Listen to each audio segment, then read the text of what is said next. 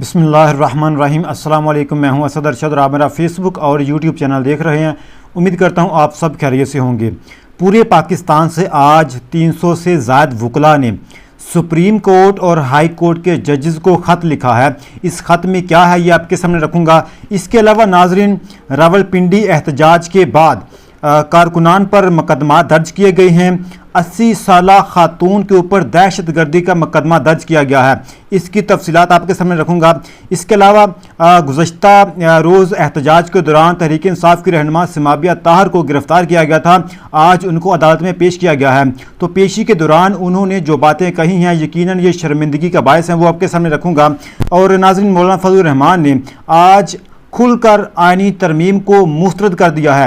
अपने बयान में उन्होंने क्या कहा है वो आपको बताऊंगा। तो वीडियो मज़ीद आगे बढ़ने से पहले गुजारिश करता हूं कि इस वीडियो को लाइक करें, चैनल को सब्सक्राइब करें और अपनी राय का इजहार ज़रूर करें।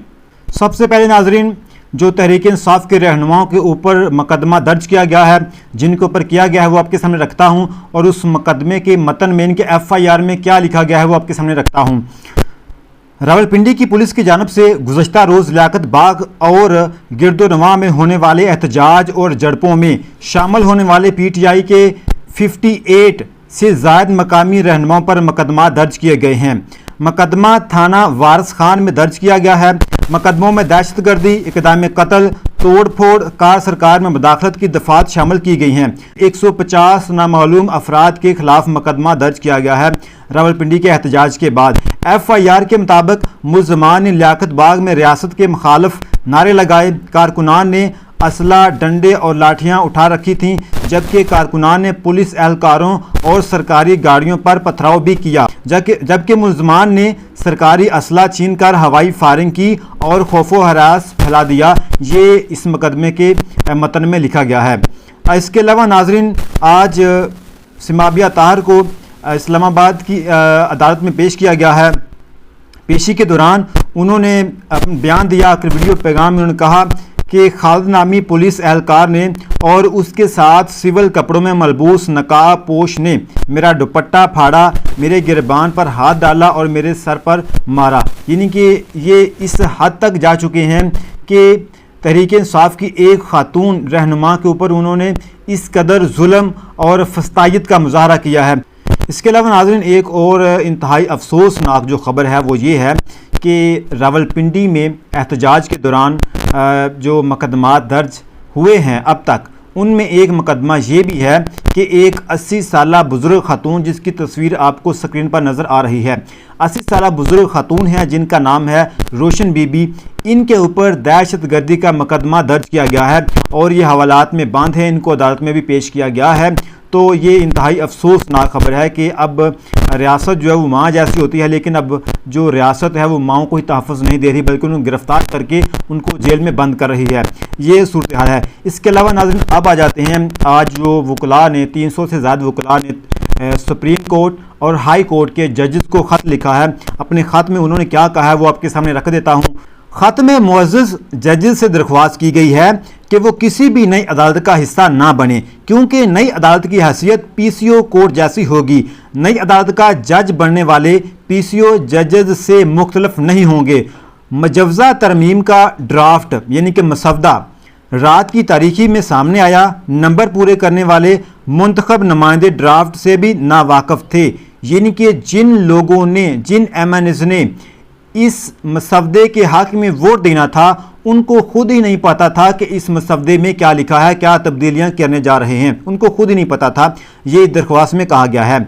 वकला ने अपने ख़त में कहा कि मुजव्वज़ा आईनी तरमीम को इनकी हमायत हासिल नहीं है।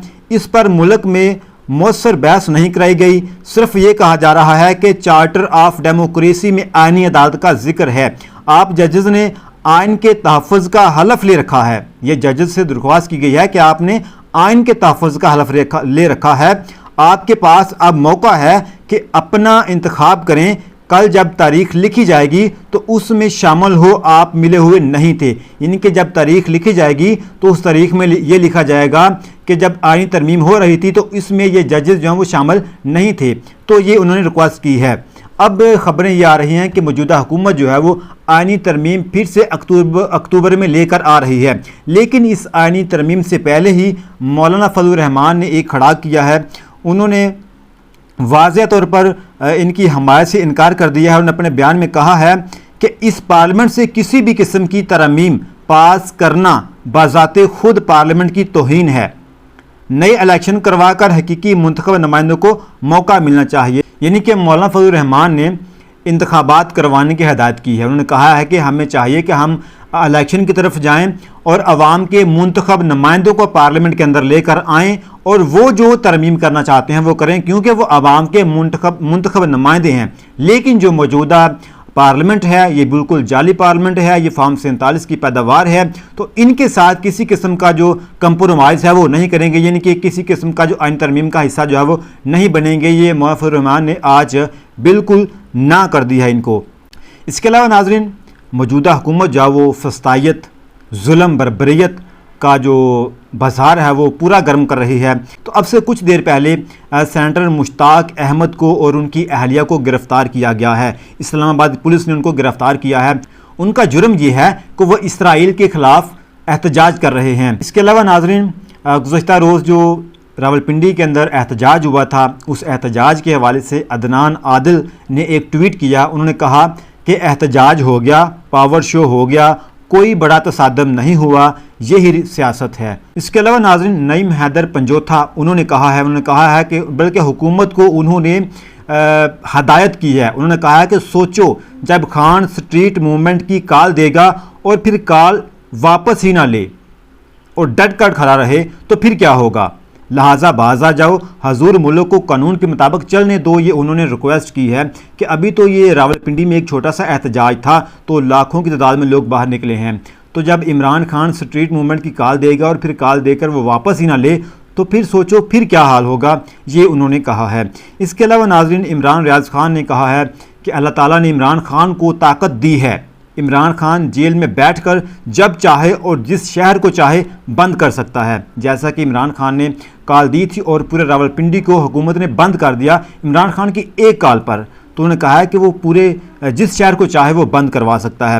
اس کے علاوہ ناظرین، ایک اور خبر جو کہ انصار عباسی نے دی ہے، بلکہ خبر ہی ہے یہ، ان کا تجزیہ بھی آپ کہہ لیں یا خبر کہہ لیں، انہوں نے کہا ہے کہ پاکستان میں مقبولیت کے ساتھ قبولیت کی بھی ضرورت ہوتی ہے، یعنی کہ جو بندہ اسٹیبلشمنٹ کو قبول ہوگا وہ جو ہے وہ سامنے آئے گا۔ انہوں نے کہا کہ پاکستان میں مقبولیت کے ساتھ ساتھ قبولیت کی بھی ضرورت ہوتی ہے، اگر آپ قبولیت چاہتے ہیں تو فوج سے ٹکر مت لیں، یہ انہوں نے عمران خان کو پیغام دیا ہے۔ اب تک کے لیے اتنا ہی، اپنا بہت سارا خیال رکھیے گا، ملتے ہیں نیکسٹ ویڈیو میں۔ پاکستان زندہ باد۔